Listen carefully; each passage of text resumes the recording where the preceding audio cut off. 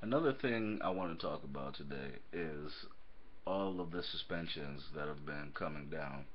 If you have Bleacher Report like I do, and you pay attention to the reporters and everything on Twitter like I do, then you've noticed that there is a ton of suspensions being handed down like every week for substance abuse and for PEDs.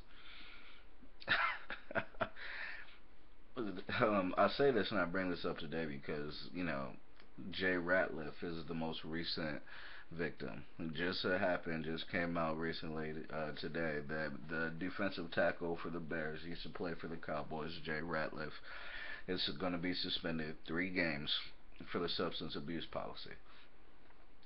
I was looking at a list of how many players have been suspended for this upcoming season, and my, my, because I was intrigued. Like I said, it seems like every week there's more and more for the same thing: substance abuse or PEDs. Now we know there's some other stuff sprinkled in there, like Tom Brady's ordeal or whatever, but that's not what this is focused on. The substance abuse. I just feel like it's dumb at this point. There's over 30 players, almost 40 players who already have been suspended for the upcoming season for X number of games, and most of them are for substance abuse. And with some PED sprinkled in there, most of it is substance abuse. At what point do you realize that you're not really getting away with this? What point are you seeing guys time after time get caught up? When the first 10 got caught early, when the first 15 and then like 20, I'm like, you know what? If I'm one of those guys, I'm like, you know what? Maybe I should stop. Because when I get suspended, I lose game checks, and those game checks are mighty, mighty hefty. Well, I mean, we know how much these dudes make. We know how much money these dudes make. I don't want to give any of that back. I don't want to give any of it back. And some of you know me, you know what I'm saying? So, I like to have fun just like anybody else. But you know what? If I'm making that much money, and if they're really out here getting on guys like that, and they're catching them at every which turn, nah, fam. Nah, you can't have my game check. I'm gonna be suited up, suited and booted, ready to go. Never, never, never will you be suspending me for substance abuse or PEDs because why? Why? I'm not gonna get away with it.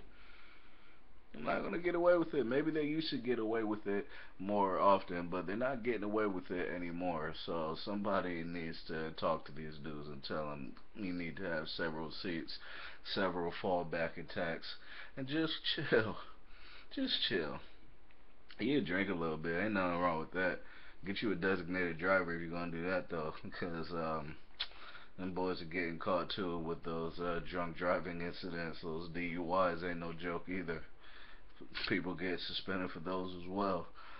It's silly. It's stupid. At what point do you say this not gonna be me?